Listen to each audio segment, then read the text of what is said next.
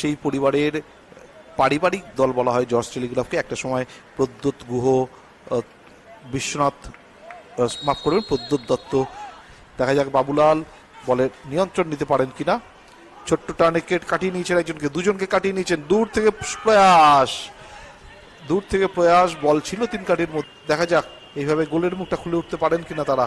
এক্ষেত্রে সামনের দিকে অ্যাওয়ে বল, দেখা যাক ওখানে রয়েছেন অমিত, কিন্তু না, বা প্রান্ত দিয়ে অমিত রেল এফসি দলের ছোট গ্রাউন্ডার।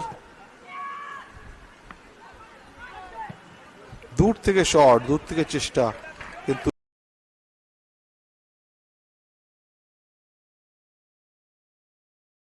হয়ে গেল। রেল দলের আক্রমণ সুন্দর, অভিষেক দুজনকে কাটিয়ে নিয়েছেন এবং গোল! অসাধারণ একটি গোল করলেন ওখানে ওই অভিষেক দাস। বিনোদ বাপ্রান্ত ধরে জর্জ টেলিগ্রাফ, দেখা যাক এই আক্রমণের সুফল কিছু পায় কিনা। বাপ্রায় সেন্টার এবং বক্সের মধ্যে গোল!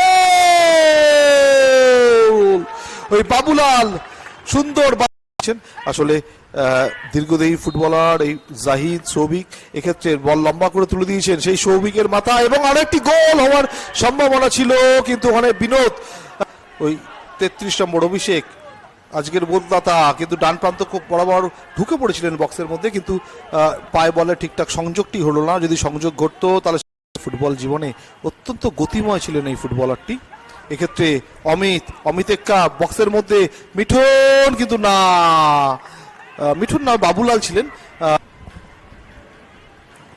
একাধিক জর্জ ফুটবলার অপেক্ষা করছেন, ভাসিয়ে দিয়েছেন বক্সের মধ্যে, এবং না, সুন্দর হেডটি নিয়েছিলেন ওই ভিক ডান প্রান্ত বরাবর, বল বাড়িয়ে দিয়েছেন।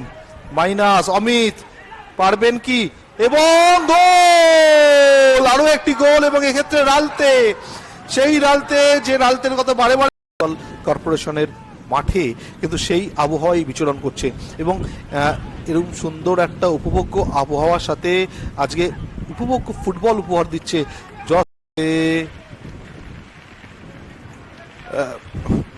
জর্জের ফুটবলাররা। বল মারার আগেই কিন্তু এগিয়ে আসছেন, এক্ষেত্রে গোলের সুযোগ এবং গোল। ওই 27 নম্বর জার্সিধারী চেষ্টা, অভিষেক সামনে ফরওয়ার্ড পাস, সেন্টার, দেখা যাক, এবং এক্ষেত্রে সত্যি অপূর্ব একটি সেভ করলেন ওই সুরাজ। হয়ে গেল সামান্য, বল চলে গেল রেল দলের ফুটবলারদের পায়। বাদিক দিয়ে আক্রমণ সামলানোর চেষ্টা, দূর থেকে শট, এক্ষেত্রে কিন্তু সুরাজ কোন ক্রমে সামলানোর লক্ষ্যে ওখানে ডান পা মাপা করে বক্সের মধ্যে বল, আতিশ, এবং গোল! আরো একটি গোল ওই আক্রমণে রেল। আবারও প্রশান্ত বা প্রান্ত বরাবর, সেন্টার, বক্সের মধ্যে ফাঁকা বল, এক্ষেত্রে কিন্তু অভিষেক বলটি আক্রমণ করার পালা জর্জ টেলিগ্রাফের।